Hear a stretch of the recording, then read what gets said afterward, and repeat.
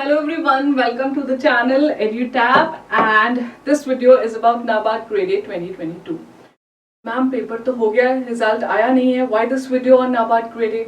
Guys, this video is about what to do before phase 1 result is out. अभी we know that paper has taken place on 7th of September and कुछ 2 हफ्ते आपको मिलेंगे probably result आने के लिए. क्योंकि लास्ट टाइम जो रिजल्ट आया था वो अराउंड 1 मंथ लगा था आने में, तो 2 वीक्स लेके चलते हैं, कुछ ही दिन है अभी निकल जाएंगे. लेकिन if you do not utilise this time now, अभी नहीं करते हो तो ये फिर बाद में बहुत रिपेंट होता है that I have wasted my time that I could have actually used. तो पॉइंट इज, अगर आपका लग रहा है आपको दैट हाथ ही नहीं आ रहा है पेपर, कि नहीं होगा, पता है, you know deep in your heart कि यार हुआ ही नहीं मेरा बिल्कुल भी पेपर अच्छा, what you should do, accept करो इस बात को and keep moving forward. There are many exams that are lined up. I am sure you are preparing for other regulatory body examinations. Other exams are also coming up. तो आप उसकी preparation start कर सकते हो. There is no harm in that. If you want to थोड़ा घूमने फिरने जाना है, ट्रैवल करना है, मीटअप्स करने हैं, that also you can do. लेकिन उसके बाद में काम करना स्टार्ट कीजिए. But this video is specifically about the preparation of phase 2. So if you think that I am somewhere in the safe zone, मुझे कर लेनी चाहिए प्रिपरेशन स्टार्ट, तो करो. Do not wait for the result. That is my sincere request to all of you. Why? क्योंकि अगर ऐसा लग रहा होता है ना, मन में पता है कि यार ठीक ठाक क्वेश्चंस किए थे मैंने, अभी ठीक ठाक का नंबर क्या है, क्वांटिफिकेशन क्या है, तो देखो मैं क्या सजेस्ट करूंगी. We have also put up a video जहाँ पे हमने बोला था कि 49 आपका कट ऑफ रह सकता है, जिसमें I specifically emphasised it can be -2 तक जाएगा. वो 47 बोला था, बट मैं कमेंट्स भी पढ़ रही थी, तो I do not specifically mean, we do not mean कि आपको अगर 49 या 47 से 1, 2, 3 नंबर कम है तो पढ़ना छोड़ दो. ऐसा नहीं करना है. What I would say, if you are lying somewhere near, उसके आसपास भी आ रहे हो ना, 40s में भी कहीं आ रहे हो, स्टार्ट योर प्रिपरेशन. क्यों? Because you still stand a chance. ऐसा नहीं है कि चांस नहीं है, लेकिन अब बिल्कुल ही स्कोर नहीं है, कुछ भी आपको पता है तो छोड़ देना चाहिए. 40s में भी कहीं हो, स्टार्ट योर प्रिपरेशन. वाई? क्योंकि ये काम आएगा आपको बाद में. If let's say God forbid नहीं भी सिलेक्शन होता तो आगे और एग्जाम्स तो देने ही है, वो काम आएगा.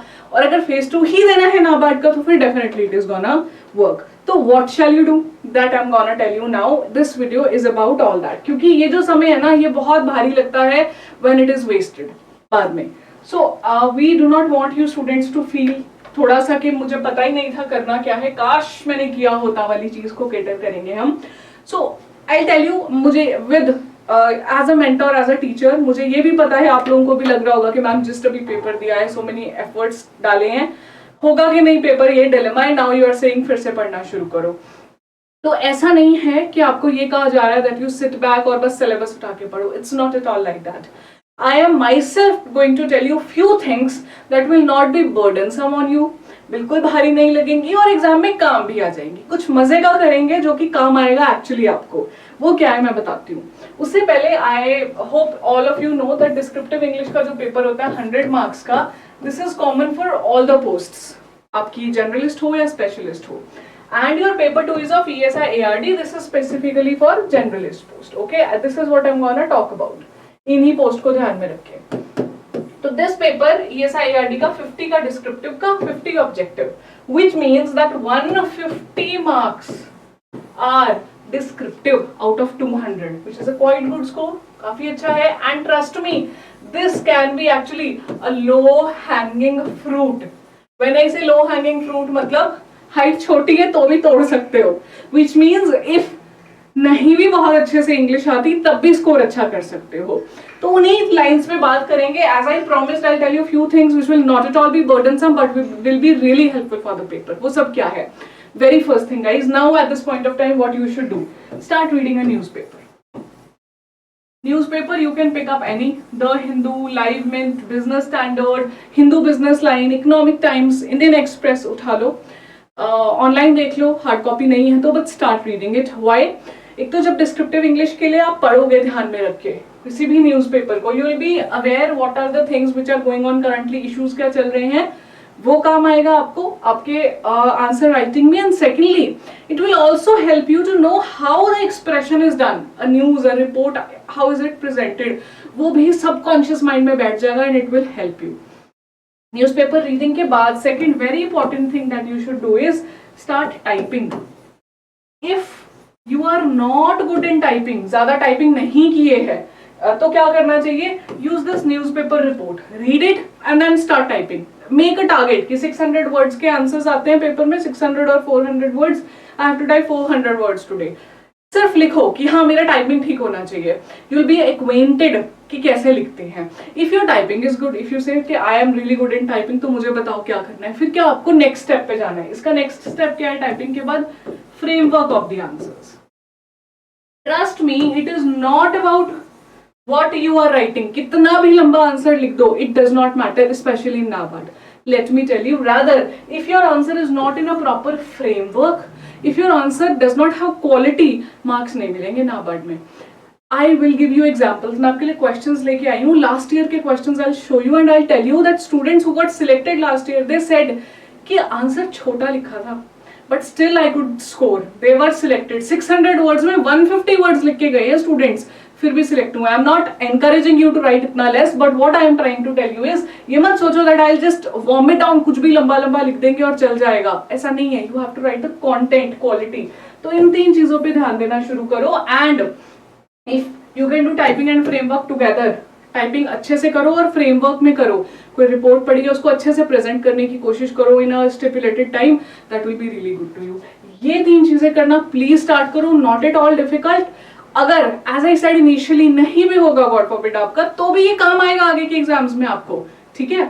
एक और चीज I want to mention, if you feel कि ठीक है I can manage these easily, there are students ना जो कहते हैं न्यूज़पेपर तो मैं पहले से ही पढ़ता हूँ या पढ़ती हूँ, this is very easy for me, और कुछ भी बता दो, बता ही रहे हो, तो फिर what you should do is focus on current affairs. Focus on it. जो पढ़ा है पहले करंट अफेयर्स उनकी रिवीजन करो. Now September current affairs have also come, उनको दोबारा से रिवाइज करना स्टार्ट करो ना. 6 मंथ्स आई वुड से करना चाहिए. वैसे ideally it's 1 year, but if you have not been a regular student जो पीछे से करते आ रहे हो, तो no need to go beyond 6 months. But if you have been studying पहले से, जनवरी से भी पहले से करते आ रहे हो, तो उसको भी रिवाइज करो. Make a strong point for you so that you can use all these things later on. That is it. सिर्फ यही कहना था मैंने आपको. इस पे फोकस करो. Please do not waste your time थोड़ा सा भी. ये सब आपके काम आने वाला है बहुत ज्यादा. ठीक है. Now as promised I will show you few questions from past year. देखो ये आए थे जो, there are 6 questions out of which 1 was mandatory last year and 4 you have to attempt. तो बेसिकली 1 करना ही है, 3 जो है वो आप चूज कर सकते हो. तो रिव्यू द एमएसपी. अभी लिखें क्या मैम, है ना, कि ये क्वेश्चंस तो मुश्किल लग रहे होंगे, हो सकता है आपको. Review the MSP, how WTO agreements have dual effects on Indian economy, or these are 15 markers. Farmers' dependence on non-institutional sources of finance has been on decline, comment. मुश्किल लग रहे हैं ये. 1 हफ्ता, just 1 week, read newspaper and then come back to these questions. आपको लगेगा I can write on it. Trust me. इसमें से सबसे इजी क्या है मेरे हिसाब से? एमएसपी तो आपने पढ़ी ही है according to me. Start writing on the same. उससे स्टार्ट करो और न्यूज़पेपर पढ़ना स्टार्ट करो. Automatically you will feel that I can relate with the questions. आगे चलते हैं. एक और I have a 3 set of questions for you. I am sorry, ये थोड़ा पीपीटी इज डूइंग गड़बड़. What is cross breeding? This is a question that was actually a bouncer question. Difficult question था, mandatory, but students who got selected, I have taken the interviews, they said ma'am 150, 200, 300 words लिख के आए थे इस पे, but quality they got selected. Point is, अपने जो static syllabus पढ़ने का मन नहीं भी है ना, दोबारा से जो पढ़ा है सिर्फ उसे आंसर की फॉर्म में लिखना स्टार्ट कीजिए. अभी अगर ये सोच रहे हो कि कैसे लिखना है, एम आई राइटिंग गुड और नॉट, तो अगर आपके पास कोर्स है तो आप हमारे कोर्स में तो इवैल्यूएशन है, you can write your answers and get those evaluated.